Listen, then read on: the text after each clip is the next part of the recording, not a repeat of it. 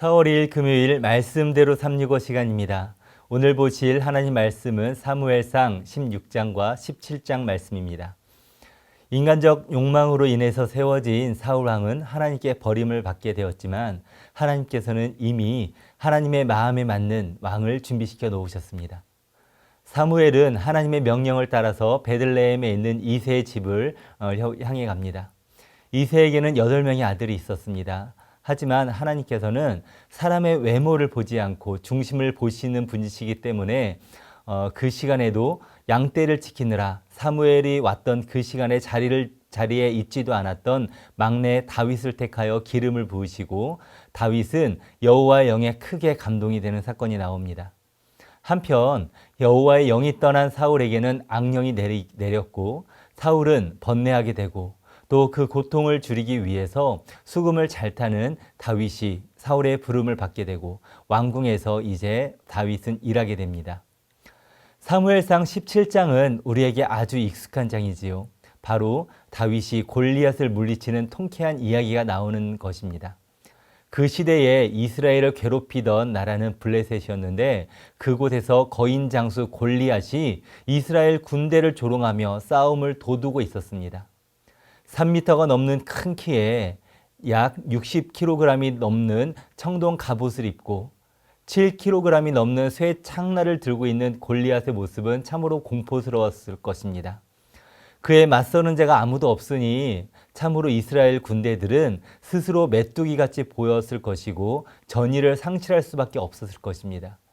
이때 이새의 장성한 세 아들 3명도 징집되어서 전쟁터에 나갔습니다.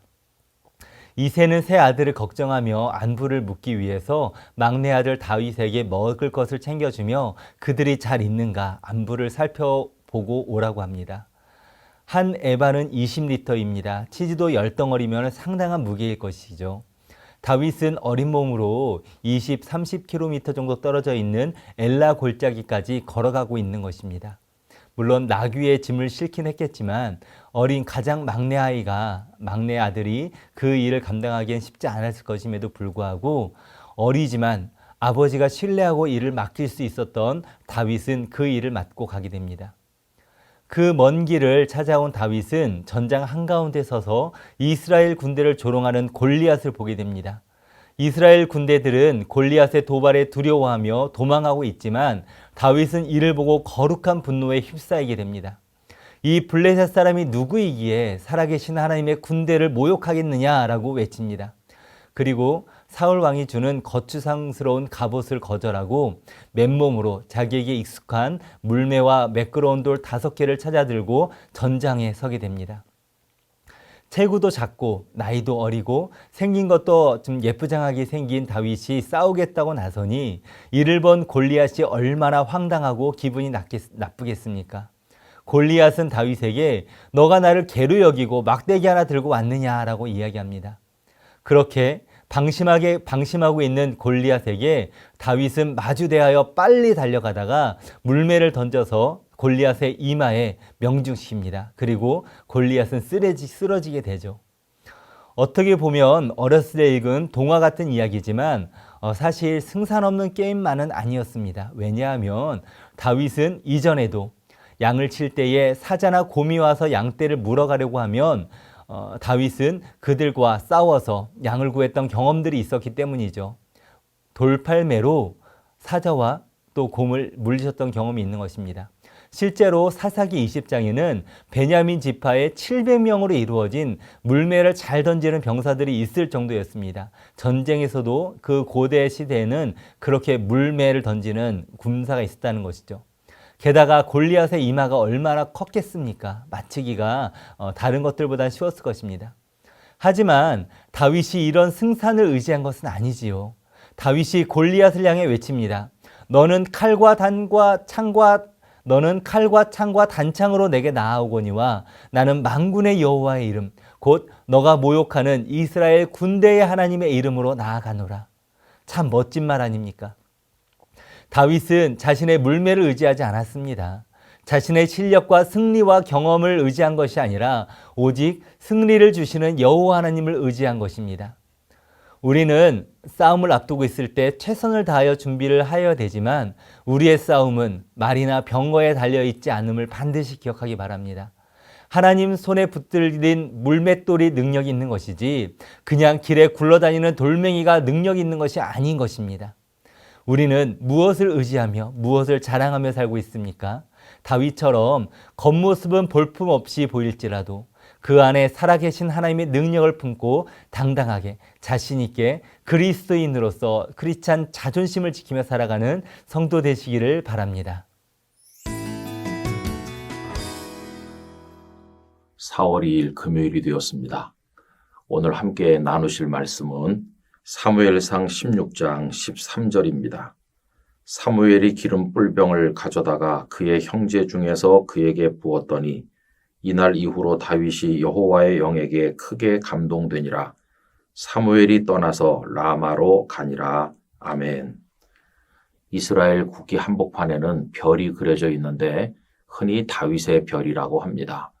이스라엘 백성들이 가장 자랑스럽게 여기는 영웅은 다윗입니다.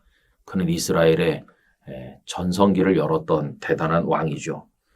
그런데 어떻게 그가 그러한 왕이 되었을까요? 사실은 영화 제목 그대로 미션 임파서블이라고 할 수 있겠습니다.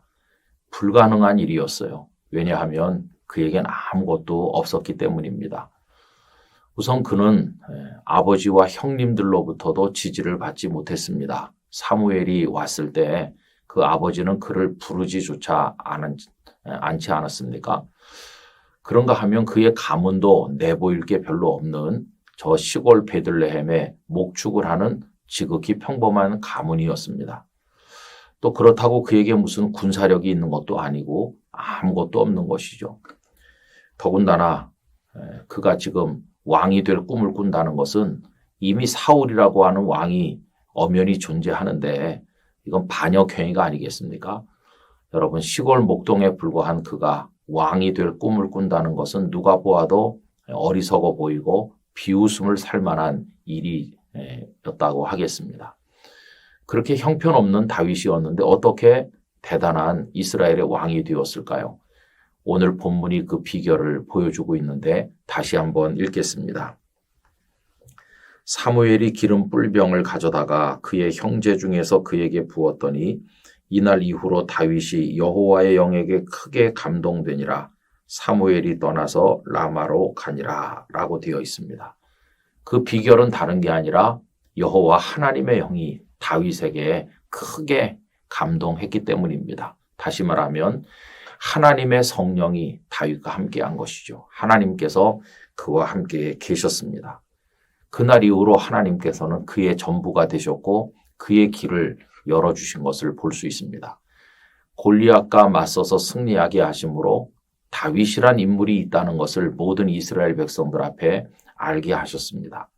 사울왕의 추격에도 불구하고 그의 생명을 생명싸개로 싸셔서 보호하셨습니다. 그리고 그를 따르는 사람들이 있게 하셔서 세력을 형성하도록 만드셨습니다. 그리고 왕위 계승 순위 1위였던 왕자 요나단까지도 다윗을 사랑해서 나는 네가 왕이 될 줄 안다고 말하게 하셨습니다.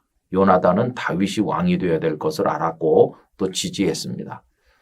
뿐만 아니라 사울은 블레셋과의 전쟁에서 전사를 했죠. 그래서 다윗은 사울을 자기 손으로 제거하지 않아도 되도록 하나님께서 모든 상황을 만드셨습니다. 오늘 말씀 끝에 보면 사무엘이 라마로 떠난 이야기가 나오는데 이게 뭘 말해줍니까? 다윗에게 기름을 부어서 왕이 되게 했던 사무엘조차도 그 곁에 머물러 있지 않았다는 걸 보여줍니다. 사무엘이 다윗의 곁에 있으면서 이 사람은 왕이 될 사람입니다. 이렇게 해줬다면 큰 힘이 됐을 텐데 그렇게 하지 않았어요. 사무엘도 떠났어요. 아무도 그 곁에 없었습니다. 그런데 어떻게 이스라엘의 왕이 그것도 위대한 왕이 될 수 있었는가? 이것은 전적으로 하나님의 은혜였음을 보여주는 것이고 오늘 말씀이 하나님의 영에게 감동되었다고 표현함으로써 그 사실을 일러주고 있는 것입니다. 여러분, 아무것도 없어 보였지만 하나님께서 함께 계셨습니다. 이 말씀이 오늘 우리에게도 이루어진다면 아무것도 없어 보여도 우리는 하나님의 영의 감동으로 승리자가 될 것입니다. 이런 은혜를 우리 모두가 경험하기를 간절히 원합니다. 아버지 하나님, 다윗에게 하나님의 영이 임하여 있었던 것처럼 부족한 저희들 위에도 주님의 영으로 임하셔서 저희들의 길을 인도하시고 승리자가 되게 하여 주옵소서. 예수님의 이름으로 기도하옵나이다. 아멘.